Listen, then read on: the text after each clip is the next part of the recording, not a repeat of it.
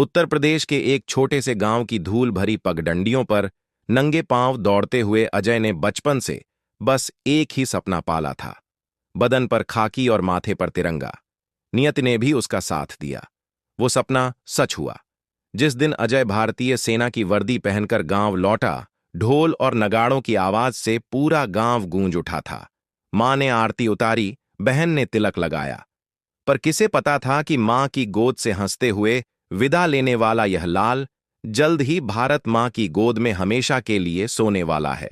सर्दियां दस्तक दे चुकी थीं। अजय ने मां के कांपते, झुर्रियों भरे हाथों को अपने मजबूत हाथों में लिया और बोला, मां, तू परेशान क्यों होती है? मैं हूं ना।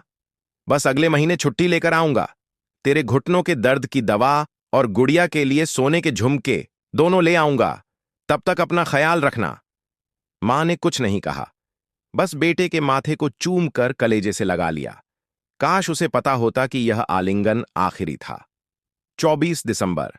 वो खौफनाक रात कश्मीर की वादियों में। उस रात सिर्फ बर्फ नहीं गिर रही थी, मौत बरस रही थी। तापमान 0 से 20 डिग्री नीचे था। सांस लेना जैसे फेफड़ों में कांच भर लेने जैसा था। आधी रात को अचानक सन्नाटा गोलियों की तड़तड़ाहट से टूट गया। अजय और उसकी टुकड़ी मोर्चे पर डट गई। एक गोली सनसनाती हुई आई और अजय के कंधे को चीरती चली गई। खून से वर्दी लाल हो गई। दर्द से नसें फट रही थीं, पर अजय की पकड़ अपनी मशीन गन पर और मजबूत हो गई। वो दहाड़ा, कोई पीछे नहीं हटेगा। आज ये एक भी कदम आगे नहीं बढ़ेंगे।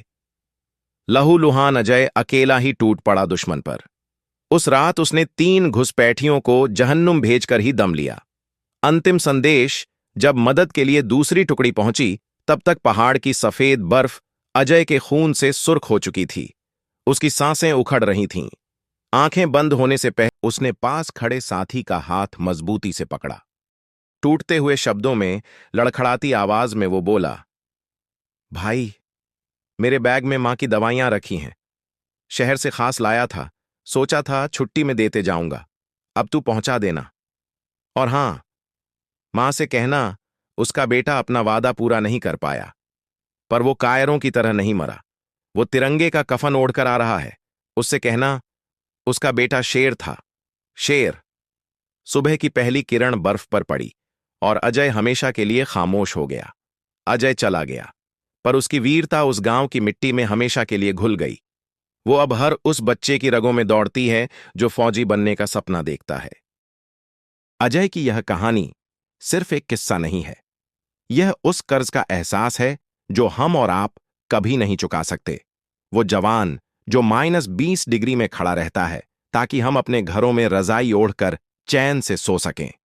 उसकी शहादत को किसी शब्द, किसी कविता में बांधना नामुमकिन है। जब आप यह कहानी पढ़ें तो एक पल के लिए आंखें बंद करके उस मां के बारे में सोचना जिसने दवाइयों का इंतजार करते करते अपने लाल को खो दिया। उस बहन के बारे में सोचना जिसके कान अब भी दरवाजे पर भाई की आहट ढूंढते हैं। अजय जैसे हर वीर को हमारा कोटि कोटि नमन। जय हिंद, जय भारत।